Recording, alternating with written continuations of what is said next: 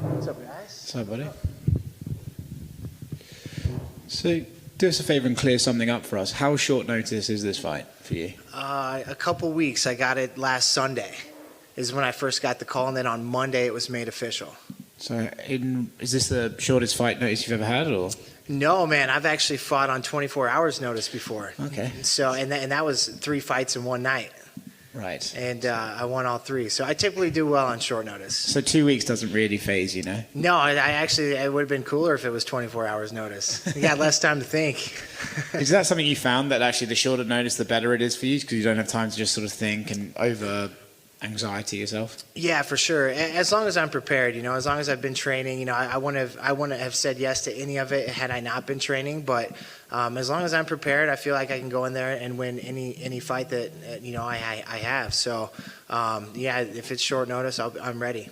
There's a bit of a weird one as well, right? But I don't know if this even crosses your mind, but if you're the guy who goes in on short notice and wins, it's not a bad sort of look for you, Yeah, it looks even better, right? It looks a lot better. Same with, when the odds came out, all my buddies are, they're big gamblers. They want to know what the odds are going to be. I was like, I'm sure I'm going to be an underdog. I mean, it's short notice. This guy's been on the card. He's been preparing for this date. So, but like I said, I'm prepared. I fully expect to win on Saturday. What do you think of Ion? I'm sure you must have seen his little couple of fights he's had in his little rivalry. What do you think of him as an opponent? Yeah, it's funny. I've been watching him fight, not just by chance, the past couple years. I remember even in 2018 when, after I broke my arm a couple times, taking a little bit of a break. He's a guy that just sticks out to the fans, and he stuck out to me. And, of course, he's in my weight division, so I look at those guys a little bit closer. But I think he's a great fighter. I think he's an emotional guy. I think all the way from the weigh-ins are pretty dramatic, and he goes out there and he tries putting you away early, man. He swings for the fences. I think that I can expose that a little bit. I think his emotional state of mind is somewhat of a weakness for him, and it expends a lot of energy. So if I can go out there, be cool, calm, collected, and weather that storm early on, I think I have a great chance of beating this guy, and I think it's a great matchup for everybody. You mentioned the weigh-ins. Are you going to prepare yourself for a Jeremy Stephens kind of shove and just keep it at a distance? Yeah, man, just don't touch me at weigh-ins. He can get up in my face and yell and do all that stuff. Just don't touch me. I hope he doesn't. And after that Jeremy Stephens thing, they'll probably put something in the contract. Like if you touch your opponent, you're losing 1% of your purse, which I think it should be, man. That's unfortunate. That fight got scratched, and then that guy got injured from, you're not expecting the guy to just, go off and push you hard and jolt your neck or whatnot. But I'll be ready. I'll sit up there. I've got a few things. I'm prepared. Jeremy Stephens is an emotional guy, right? So it's not like the craziest thing in the world that he did that. Right. But have you ever been up there and there's been a guy in particular you didn't like, or he's given you a look, or it's got that intense that you felt that level of angry at a weigh-ins? No, the only time that I've had an issue, I fought, it was just with my Glory kickboxing career, I fought Michael Dute over in London. We fought at the O2 Arena. And it was one of the first Dutch guys I fought and foreign guys, and he got right up in my face, and I thought he was gonna, I didn't know. I thought he was gonna touch me or kind of push me or do something, and he just got up in my face. He goes, "Tomorrow I kill you," and I'll never forget it, man. It was the first time I've had that confrontation at weigh-ins, and my armpits just started sweating profusely, and I got so worked up, I broke out in a sweat.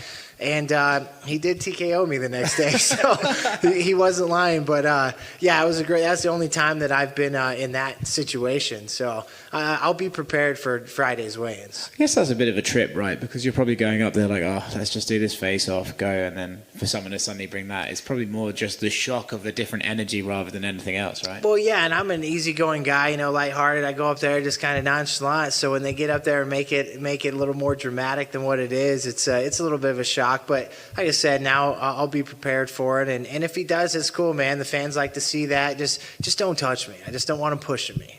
I'm looking forward to the fight, man. Yeah, thank you, man. Just to follow up on that real quick, because we're going down this road, how tough is it to not react before somebody does, right? You're up there, you don't expect him to get all intense, and then when somebody starts to get intense, you're like, do I need to go first? To react before they even do something. How tough is that mindset? Yeah, you just, like I said, you just have to be prepared. Usually I walk up and put my hands behind my back and, just kind of sit there and make it casual. But in this case, my mind's already prepared. I know, I'm expecting him to come up and do something crazy. So, I'll probably get in my stance and get ready for, if anything goes down. So thanks.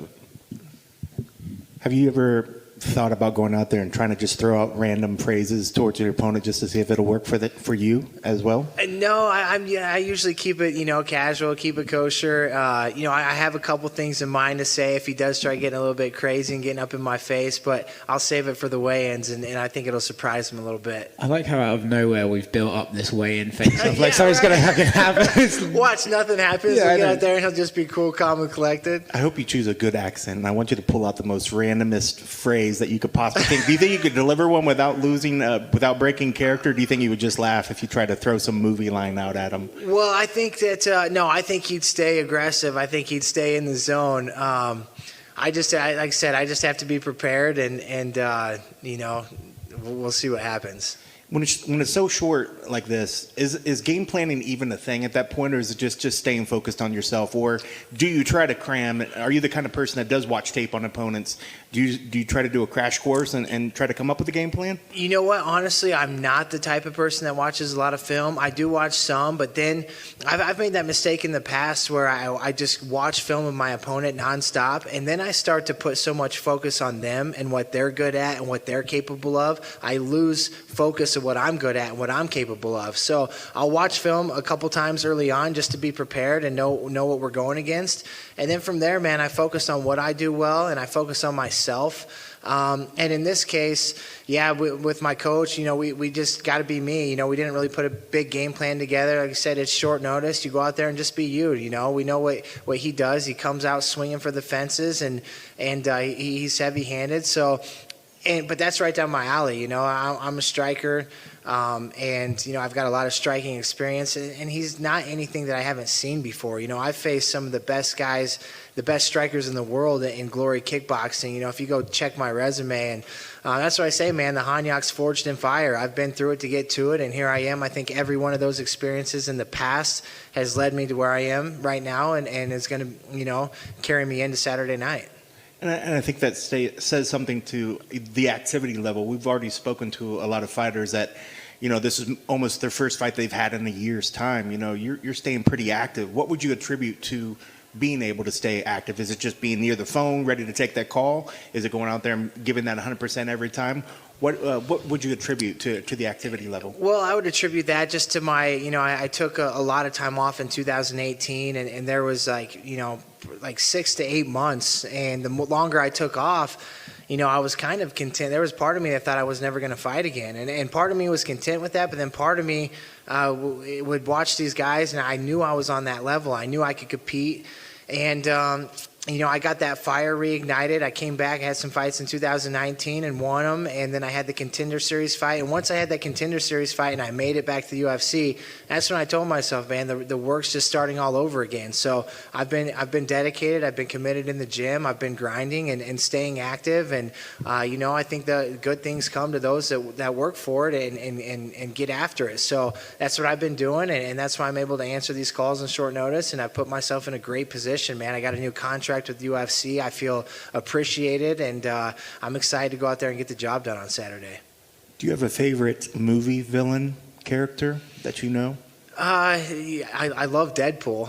Yeah. Maybe you could try some Deadpool. Deadpool's got plenty of one-liners. Right. You know what? I'm going to have to watch that movie again and maybe get one from the movie and have it in my back pocket.